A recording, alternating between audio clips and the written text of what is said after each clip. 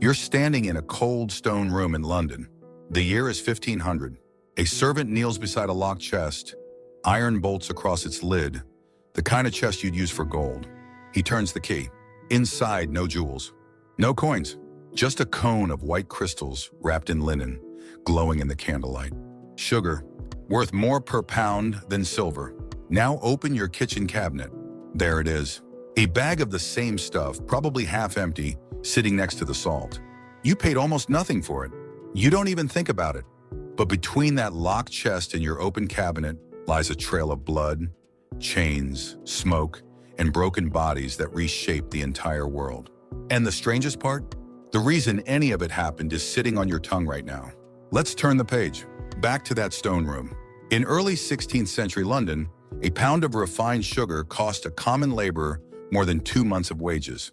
So when a nobleman placed a tall sugar loaf at the center of a banquet, he wasn't flavoring food. He was showing power. He was saying, I can afford what you cannot even dream of tasting. Sugar wasn't a spice. It wasn't a sweetener. It was a political statement carved into elaborate sculptures, castles and ships and coats of arms, all molded from sugar paste, placed on royal tables for guests to admire before they ate. Guards stood near it. Servants tracked it by weight. But why? Why would anyone guard a bag of crystals with swords? The answer starts not in a palace, but inside your mouth. Deep in the tissue of your tongue, there are tiny protein structures that light up the moment a sugar molecule touches them. Think of them as little lanterns buried in the surface. The moment sweetness arrives, they fire. A signal shoots up to your brain, and your brain responds with a simple, ancient command. More.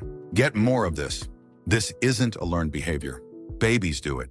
Put a drop of sugar water on a newborn's lips and watch. The face relaxes. The sucking reflex kicks in. No one taught that baby to like sweetness. It was already wired in, written into the genetic code long before the first human civilization. Roughly a third of how much you love sweets comes from your genes. The rest comes from what you ate growing up. Children who get a lot of sugar early in life end up wanting far more of it later. So your sweet tooth is partly evolution, partly habit. But here's what matters for our story. That craving, that deep pull towards sweetness, is the invisible engine behind everything that came next. Because when European merchants tasted sugar for the first time, that same ancient circuit fired in their brains. More. Get more of this. And they had something no caveman ever had. Ships, armies, and an absolute willingness to use force. Now picture this. The Caribbean, mid-1600s. A wall of green sugar cane stretches to the horizon under a white sun. The heat is brutal. The air smells of cut grass and boiling syrup. And moving through those rows of cane, bent double, swinging blades, are men, women, and children stolen from West Africa. The obvious explanation for the slave trade is simple greed. And it's not wrong. But it misses something crucial. It misses the math. Sugar was expensive because it was rare. Plantations could fix that. But plantations needed labor, enormous amounts of labor, for back-breaking work in lethal conditions. European workers wouldn't survive the tropics, and they couldn't be forced. So the planters turned to a darker solution. Here's the part that should stop you cold. As sugar got cheaper, slavery didn't shrink. It grew. You'd think falling prices would slow things down. Less profit per pound, less reason to expand. But the opposite happened. When the price dropped, planters didn't accept smaller margins. They scaled up. More land, more cane, more bodies. As the price of sugar fell, the number of people shipped across the Atlantic in chains climbed in almost perfect step. By the early 1700s, ships were arriving in Jamaica carrying tens of thousands of captives every year. Many didn't survive their first 12 months. The heat, the disease, the work, the punishments. Planters budgeted for this. They calculated how many replacements they'd need each season, the way a factory manager calculates spare parts. Human beings reduced to line items in a ledger, also that the price of sweetness could keep falling. But that still doesn't explain how sugar went from expensive luxury to something a factory worker in Manchester could stir into his tea every morning. For that, we need to step inside a different kind of building. Not a plantation house, a machine shop. The late 1700s, a new sound fills the sugar mills. Not the groan of oxen turning a wooden press, a hiss, a roar, steam. Engineers fitted steam engines to cane mills. And overnight, a mill that had processed 5 tons an hour could now handle more than 3 times that. The cane that used to sit in the fields rotting while oxen struggled suddenly moved through the process at a pace no animal could match. Then came the vacuum pan. Before this invention, sugar had to be boiled in open kettles, slowly, wastefully, with workers stirring vats of scalding syrup. The vacuum pan sealed the process, lowered the boiling point, and cut refining time in half. Less fuel, less labor, faster output, and then the centrifuge, a spinning drum that separated molasses from crystals in minutes instead of days. Wet brown sugar went in. Dry white crystals came out. What once took a week of draining through clay cones now happened while you waited. Each of these machines did more than speed things up. They broke a bottleneck. And when you break enough bottlenecks in a row, the cost of the final product doesn't just dip, it collapses. Sugar's real price fell by 90% in roughly 50 years. That number deserves a pause. 90%. Nothing else in the food economy had ever fallen that fast. But something strange happened next. Something that challenges the simple story of technology as pure progress. You'd expect that once machines replaced human muscle, the brutality would ease. It didn't. In many colonies, freedom came not because machines made slavery unnecessary, but because political pressure finally forced it. And even after formal abolition, plantation owners brought in workers from India and China, people bound by contracts that looked suspiciously like the old system. The conditions in Mauritius and Cuba remained harsh well into the late 1800s. The machines changed the economics. They didn't change the morality. Let's turn the page again. The sugar is cheap now, dirt cheap, and it's everywhere. You're a dock worker in Liverpool, 1850. Your grandmother never tasted sugar.